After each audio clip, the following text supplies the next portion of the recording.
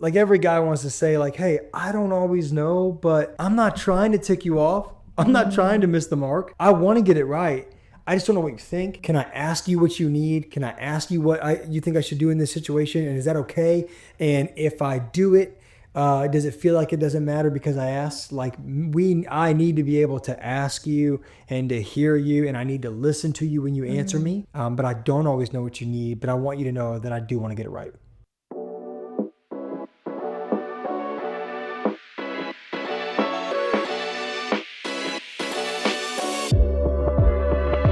Hey there, welcome back to the Greater Marriage Podcast. Thanks for spending just a part of your day with us. Marriage is something that we could talk about all day, every day. Kind of do. You know, you hear people ask, what do you think about when you brush your teeth in the morning? And for us, it's marriage. And as boring as maybe that seems to people, we just love seeing marriages succeed. We love seeing marriages grow because we've been in seasons that it felt like, man, where do we go from here? It felt like, how do things get better? You know, I mean, there were days that you probably looked at me and wondered, why did I marry her? Why did I pick her?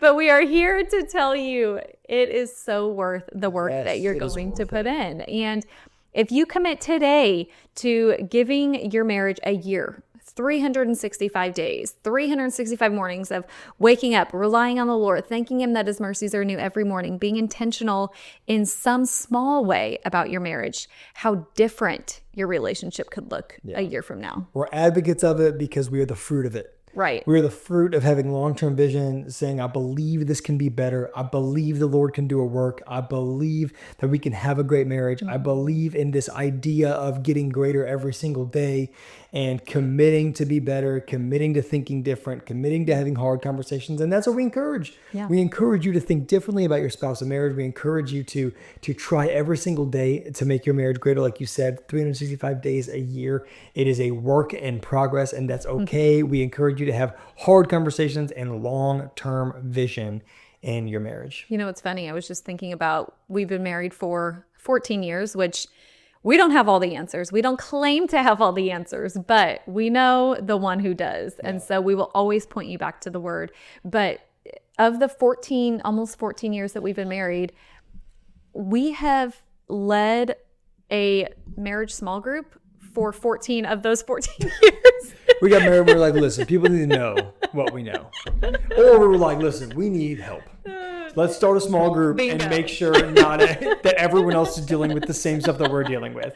But we did those early years of having marriage small groups. We did curriculums that we worked through together. You know, we were the facilitators, I guess you would say. We were just the ones reading the question. Then like, is everybody else okay? Are we all okay? Did y'all know this?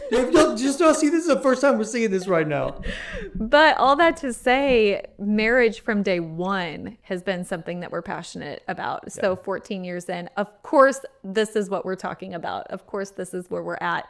Because we believe in it. We believe in the covenant of marriage. And, you know, the Lord is just so clear in the Word about how much He loves marriage and His heart for marriage and the picture that it is of Him and His bride, the church. And so anyway, all that to say, we could talk about it all day long. So why not? But we won't in this episode. We'll talk. We're going to give you 20 or 30 minutes and some points to take away. And we just wanted to give you some bite-sized nuggets. Lunch break encouragement. Yeah, just a quick encouragement. And today we're actually talking about, so in our last episode, we did what your wife wishes she could say, right? We talked about kind of all things that women store up in their heart and their mind that they don't say. And today we're flipping the script and we are doing what your husband wishes he could say. Dustin's very excited. Very excited about this one. Think about it all week. I've been praying about it all week. The reason Dustin's excited about it is because I would venture to say at the beginning of our marriage, you didn't say those things that you wish you could passive. Yeah. Peacekeeper over peacemaker every single day, for sure. Now you do a great job of communicating what you want to say, but it took a lot of time and a lot of hard work to get to that place. Yeah. So in our conversation today, we want to talk about what those things are that husbands wish they could say, and also speaking to wives, how you can create a space for your husband to open up and say those things? Yeah, I think that there's, several different types of men out there. And I think that we all communicate differently, right? And so I was the type that would say what I felt like you wanted to hear and not necessarily what I actually felt. Because happy wife, happy life. Happy life. And so I was just trying to hate keep you that happy. saying. You know what I mean? Like I was just trying to keep peace, make you happy, not ruffle feathers, not be someone else for you to take care of, not let you see the cracks in my armor, be the perfect husband, all of those things. And in my insecurity, I wasn't confident enough to have hard conversations. And so I would just say whatever you wanted me to say. I think that there's those type of men that are passive, that are not leading their wives, that are not doing a good job of being the man they're called to be. I think there are men that aren't afraid to say what they want to say, but they can definitely work on how they say it. I think that there are men out there, and I've been this man as well, where you finally get bold and you're going to say it, but you don't say it well. And you don't say it in a way that your wife can hear it well. And then it just becomes a big blow up. And then that causes you to go back to square one and not say anything at all, right? Where you blow up and it becomes a fight. It's a big thing. And well, if I say anything at all, it's not going to be taken well. And I'm not going to be heard anyways. And she's not going to understand me. And it's just like, or we get to the point where it's like, I don't care what she thinks. I'm going to say what I need to say. And it's like, hang on. Let's care for one another. Let's say it in a way that can be received well. Let's wives try to receive it well and make space to be able to have hard conversations. Let's men speak up with boldness, but also speak the truth in love and in a loving way. And I'd love for us to, cover some of those things today, because I think that whether you are the man that doesn't say anything at all or that says it wrong, I hope that this episode can bless you. I hope that some of the things that we say can be like, you know what, maybe that's how I should say it. Maybe that's how I should approach it. Or maybe this gives you the boldness to be able to have that conversation. Or send this episode to your spouse and say, hey, let's talk about this. Men get labeled as the less emotional in their relationship all the time. Yep. And just because a man maybe isn't as forefront with his emotions compared to his wife doesn't mean that they aren't still affected by things. And so let's dive in. What, from a husband's perspective, babe, what do you wish you could say, but you don't, or maybe you haven't in the past? Number one, I need your respect more than your love. Respect for men communicates value. And, if you've read the book Love and Respect by Egger, it's an incredible, incredible book. And it just speaks to that Ephesians 5 mentality where God tells men to love their wives because love doesn't come naturally for a man. Respect and honor does. And for women to respect your husbands because respect doesn't come natural for a woman. Love does. Women are lovers. They adore their husbands. They dote over their husbands, but they don't necessarily respect them. It's like, I can love you, but I don't respect what you say, or I don't respect your opinion, or, you're the head of our household, but I don't necessarily trust the way you're leading it, or I don't trust the way you're doing that, or, I know if you don't do it my way, you're going to come crawling back and tell me I was right. And I'm just waiting for that moment. It's like, hang on, that is not how we want to approach one another. We want to approach one another with love and with respect. And I think that men appreciate the love from their wives, but they need respect and honor more than anything. And sometimes as wives, we can communicate disrespect with our words if we're questioning, like you said, if we're questioning the decisions that you're making as the head of our house. And we can show disrespect with our actions. We can show disrespect with our tone. When you make a decision that maybe when a husband makes the decision that maybe the wife isn't totally on board with, her approach to that situation either communicates respect or disrespect. So she can approach that situation either saying, hey, I'm here, like I'm not exactly where you are, but I'm going to trust you and I'm going to let you lead. And no matter the outcome, we're in it together. Or she can come into the situation and say, hey, I'm not where you are and I don't think it's going to work out. And then when it doesn't work out, if it doesn't work out, she comes back and says, told you so. Remember, we should have done it this way, and almost rubs it in her husband's face. Immediately communicates disrespect before the situation even plays out, right? It's like she's questioning his authority. She's questioning his ability to lead the family well before he even ever has the opportunity to do it. We have both done this well and not well at all. Right. There have absolutely been situations where you have trusted me and communicated trust, and I went and it did not go the way I thought it was going to go. And I came back, and there were times where you were gracious and you said, hey, it's all good. We were on board. This was our decision. Remember, let's maybe try what I suggested in the first place. Maybe that will work. I don't know. And you communicated in a very loving way, and we go do it your way and it works, and there have been times where we did the opposite, where it's like, hey, I'm on board with whatever you say, but I think you're wrong. And then you come back and it's like, yeah, see, let's do it my way. We should have done it my way in the beginning. And it's like you begin to berate one another and make one another. And then it's like, next time that situation comes up, I don't want to have a conversation about it.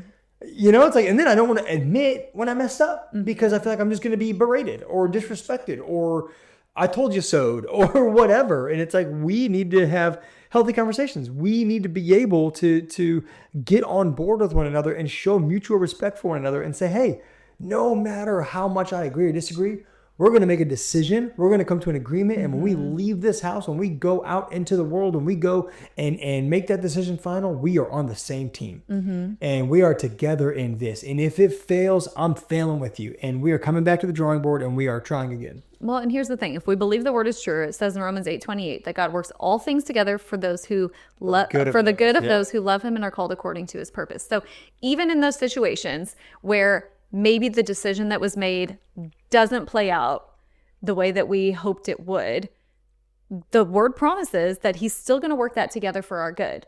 So what good is it for the wife to come along and say, I told you, all those things, when instead she can say, all right, we missed it, but we trust that the Lord is going to work it together for our good, because the Lord blesses that. The Lord blesses when humility. Oh yeah. And humility. And when a wife submits to her husband, even if the decision isn't necessarily the best decision, the right decision, the Lord is still going to bless that because the heart posture is correct. And then what happens afterward, allows him opportunity to work it together for our good. And fellas, maybe Romans 8:28 come to fruition in your life is you just trusting your wife on that one. And just saying, yeah, I think you're probably right, babe. I think we should probably go with what you said on this one. Or, hey, I jacked that up. We went with my idea. I appreciate you letting me run with it, but man, I messed it up. And let's try your suggestion. And maybe that doesn't work either, but maybe it works beautifully. And maybe the Lord turns it for good because I trusted you and I loved you enough to go with what you said and go with what you decided. We need to be able to do that for one another. Yeah. All right. What's number 2? What else do Number husbands 2, wish they could say? man, this is a good one. I want you to want me physically. Here's what that doesn't mean. Men are not saying, I want you to give yourself to me physically. Those are two different things. Explain that. Me, when it comes to, obviously, this is we're talking about physical. I'm going straight sex conversation here. Okay, talking about the sexual side of our relationship, and men don't want to take something from their wives. That's not what sex is. That's not how God created it, right? The way that we've explained this to our sons is that God has put an appetite on the inside of you. And that appetite is good. It's a blessing from God. He put that desire in you. That desire is not dark or broken or disgusting or dirty. God put that desire in the inside of you, and you are learning right now how to control and manage that desire, because there's going to come a time and a place where you can indulge on that desire. The time is manhood, the place is marriage, right? Where God has called you when you're a man and you are married, you get to indulge on that desire that I put on the inside of you to physically be with a woman, right? But if you are told that and believe that, which if you read the word, that's what you see. Yeah. And then you get into marriage and you're rejected and robbed of that, or your wife doesn't desire you or want you, or something that like, yeah, your wife is like, yeah, you can have it. I don't necessarily want it. I don't necessarily want it, but I guess I'll do this for you. That doesn't meet that need. The need is to be wanted. The need is to be desired. That appetite isn't just to be fulfilled through I want to have sex. It's not that. It's I want to be wanted. I want to be admired. I want to be sought after. Like, we see it in movies, and it's like it's always mutual, and it's always, the man attacks the girl or the girl attacks the man, and it's just this amazing, mutual thing. And it just doesn't always happen like that in marriage. And so we need to be able to, there's this incredible group of theologians called Cheap Trick. And they wrote a song called I Want You to Want Me. And they said, I need you to need me. I'd love you to love me. I'm begging you to beg me. That's the cry of every man's heart. The chorus of that, or the beginning of that Cheap Trick song is the call of the cry of every man's heart. Man, I want you to want me. I want to be wanted. I want to take something from you. Sex isn't something that you take from your spouse or that you give to your spouse. It's something that you enjoy together. And that's how God ordained it. And that's how we want it to be. Man, wives, I think we so easily can add the physical side of our marriage to a checklist.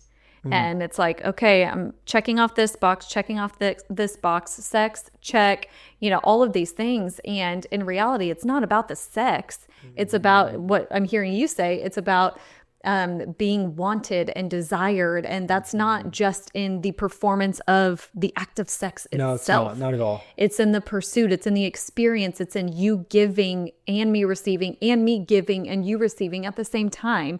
Not just this checkbox thing, but as women, so quickly we are just looking to close tabs in our brain. We talk about that in marriage a lot, just in the way my mind operates. It's like I have too many tabs open right now. I need to shut some tabs down.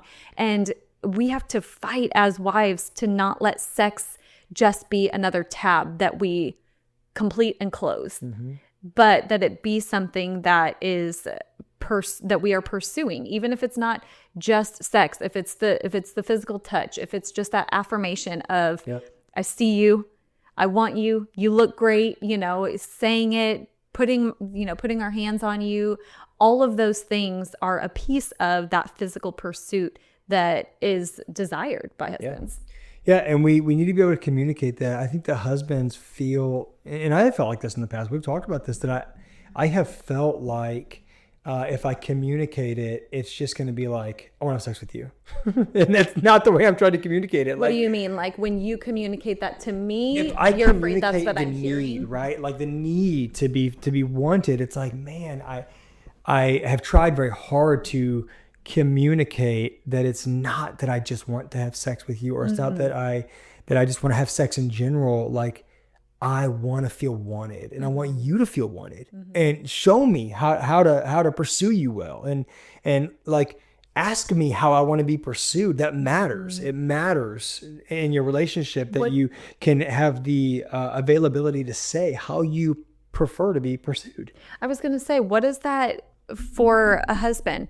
What does that conversation sound like from his wife? And how does that make a husband feel if a wife were to come to him and say, this is how I want to be pursued? How do you want to be pursued? I think every guy's different. Because this comes down to love languages, right? Some guys are like, man, I just need you to do that thing for me and not complain about it. That makes me feel so loved when you do that for me. It doesn't feel like I'm another thing on your checklist, or I'm another tab open. And you do that, and you do it in a way that just shows appreciation and love and respect. That's great. I don't need that. That's not me. Some guys, they exist, right? Like I'm sure y'all exist that need that.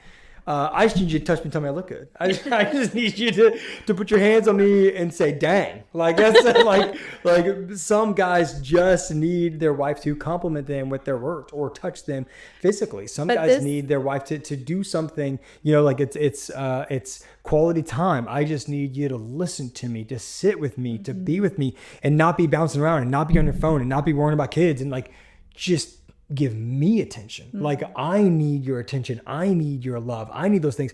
Again, every guy is different. Those are the, as we go through the love language, those are kind of the ways that we can show love and appreciation for one another and show desire. Like that matters. And men, we have to be able to articulate how it is that we want to be pursued.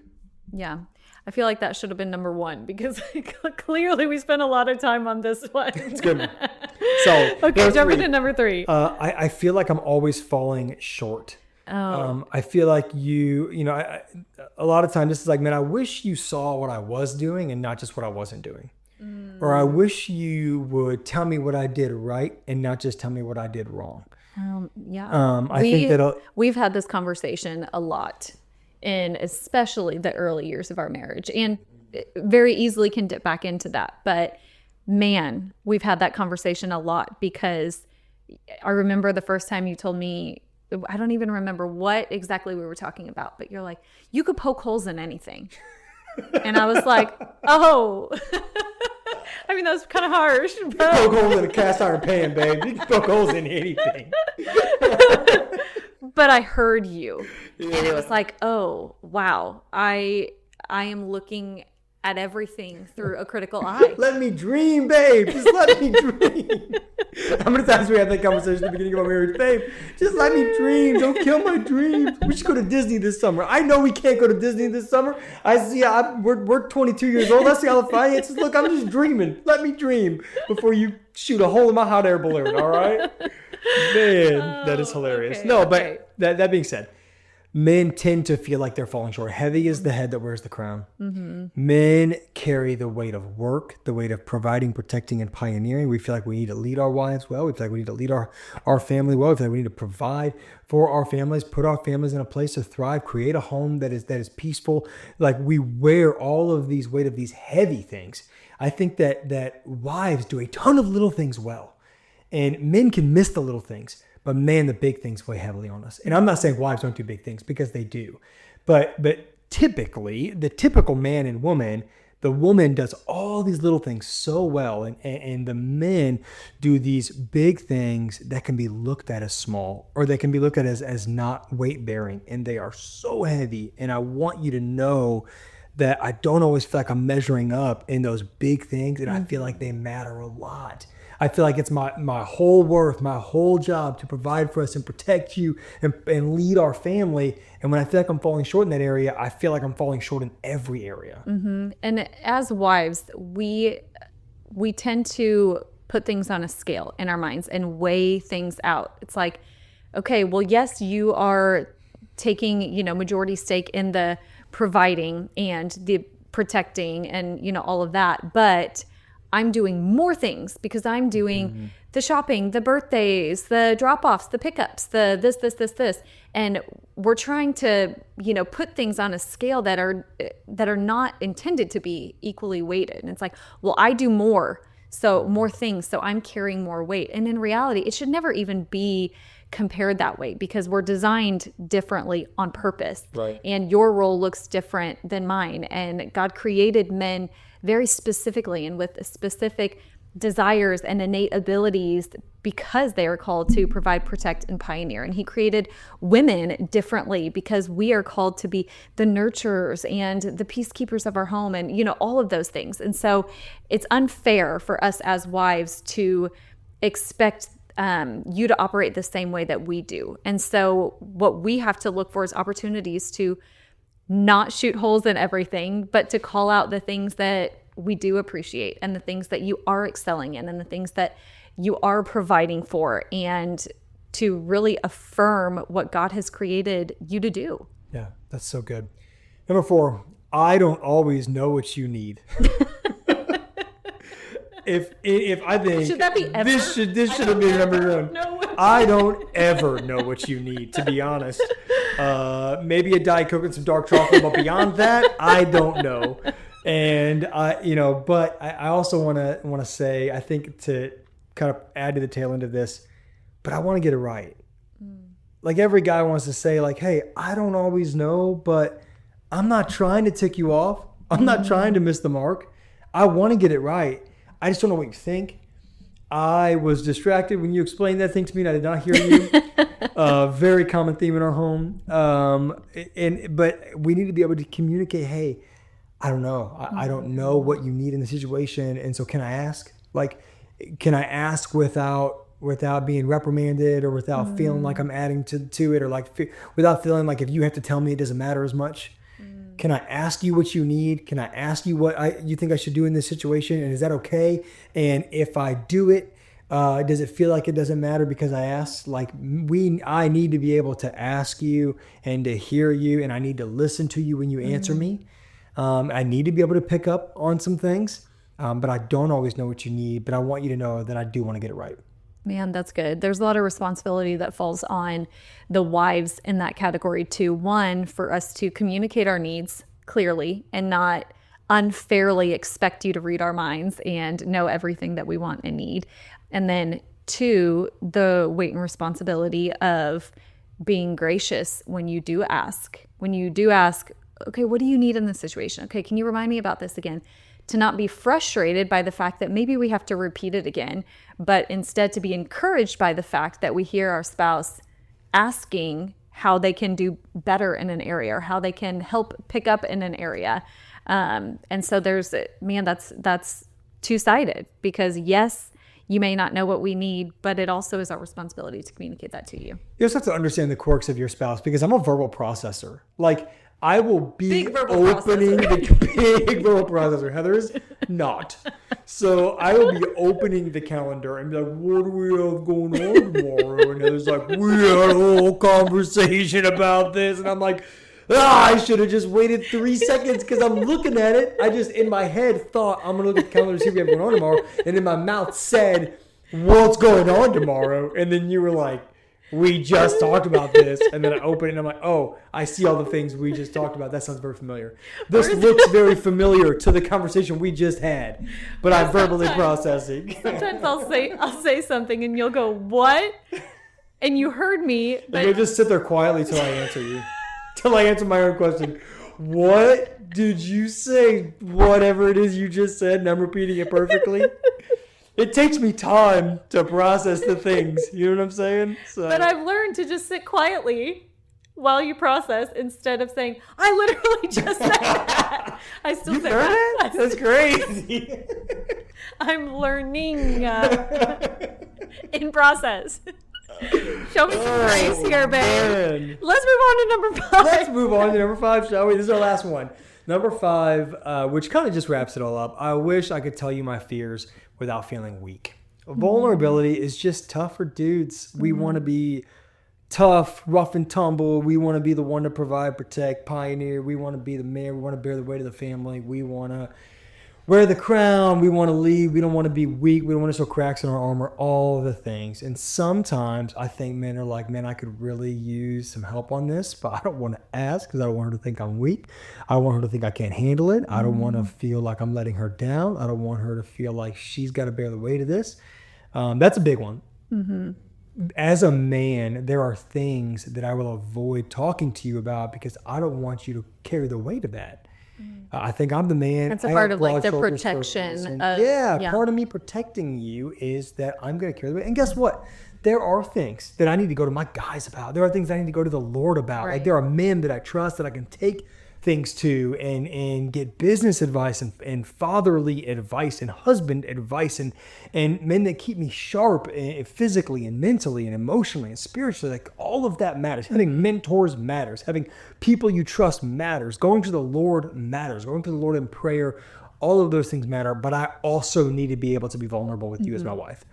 I need to be able to be open and honest and say, hey, this is weighing heavily on me. Hey, this is hard for me. Hey, I'm struggling with this. Hey, I'm not trying to drag my feet. This is just a tough one for me. Or, hey, I realize that this is bugging you and I'm not trying to bug you. I am wrestling with it. And maybe I just need a little bit of help here. And to have like the safe place to do that, that sounds soft, but to have a safe space to be able to have that conversation matters. Like I wish I could tell you what I fear and you not think less of me. Mm-hmm. But maybe because of conversations in the past and maybe because of the way things were brought up or the way things are said or the attitude in the home, it just, that space doesn't exist because you just feel like you're going to be looked at differently. And wives, maybe it does take a little bit of a shift to think like, I need to let you be vulnerable and not think less of you because you have this idea from the way you were raised or what you think about men or what you think about how husbands should be or what you think about your husband specifically, that begins to taint what you thought. Well, that should, in a wife, create almost like an alert in her heart as opportunity, not weakness, but opportunity. Because now if I'm hearing you as my husband share an area that feels like a weakness or an area you're struggling with, that should be like, my soul should be lighting on fire. Like, this is what I pray about. This is what I'm warring for now. Like, I know the specifics, and when we know the specifics, we can pray more specifically. We can show up more specifically. And so I know what to speak over you. And I know what to believe for if I know what those areas of of struggle might be. So this isn't weakness. This is part of the iron sharpening iron. This is part of we're in this together. This is part of us shouldering that weight together. Like, it's not just me. It's not just you. That's the beauty of marriage. Like, it's never just me anymore. This isn't a solo flight. Like, we're in it together, and that's my favorite thing about marriage, is that we have a partner to do all of this with. But if we don't have those conversations and we're not willing to be vulnerable, we are denying our spouse an opportunity to show up for us the way that the Lord has intended for them to show up. Yeah. One of the things, as we speak to, just to speak to the heart of the man, when we look at the characters in the Word of God, almost every time God called a man out, they were terrified. Mm-hmm. God is giving them this call and this decree and telling you, I will be with you. And Gideon says, why me? Please, anyone but me. I am the weakest one in the weakest family, in the weakest tribe, and of the weakest men. And Moses said, man, I can't speak clearly. Why would you choose me? Mm-hmm. We see this moment in the baptism of Jesus where the first words we hear God speak over Jesus is whenever he's baptized and the Holy Spirit comes to rest on him, and God said, this is my son whom I love and with whom I'm well pleased. We see God love, accept, and affirm Jesus before he ever did anything. And those are three things that men desire so clearly. As you look at men, as you look at the word, like, we desire to be loved and respected. We desire to be affirmed, with our wives saying, I am proud of you. I appreciate you. And we desire to be accepted as, you are my husband. I have chosen you. God said, I chose you as my son. I am proud of you and I love you. Man, men desire to hear that. And so, ladies, as your husband brings these things to you, keep that in mind. Men, be bold. Have honest conversations. Be the one that will go and say, hey, I need to talk about these things. I need to be open and honest and be vulnerable. And I just need you to listen for a moment. And then be open to having a conversation about it. And ladies, remember that idea of the heart of God saying, man, I love you and I'm proud of you. And I accept you as the man that you are and as a husband. And I want you to get better as much as you want to be better. And that is how we need to approach one another in these hard conversations. That's really good. Okay, so women, just some takeaways for you to put into practice this week as you seek to have these conversations with your husband. How do you make it a safe space for him to open up? One, you affirm before you question. So you acknowledge his efforts and his strengths, and you do that regularly. You affirm him before you question him. Two, you respond gently. Don't be quick to shoot holes, poke holes in everything, but instead respond gently when he is opening up and talking to you. Three, ask open-ended, non-threatening questions, not yes or no questions. And lastly, make room for vulnerability. Encourage him to share his fears, his weaknesses, his struggles, and don't shame him, but use that as opportunity to know exactly how to specifically pray over him, specifically speak over him. And I promise you, if you put these things into practice, your marriage is going to grow. Your marriage is going to flourish. Yeah, it's so good, man. Thank you so much for joining us today. I hope this blessed you. If you need anything at all, you can connect with us on our website. It is greatermarriage.com. Very simple. You can connect on any of our social media platforms. We are on TikTok, Facebook, Instagram, YouTube. Obviously, you can find our podcast anywhere that you find on any platform that you listen to podcasts on. And we would just love to connect with you. Email us, connect@greatermarriage.com. Follow us on social media. Interact with us. Let us know what you want to hear about. Let us know how we can pray for you. We love you. Thank you again for joining us today. Man, go be great.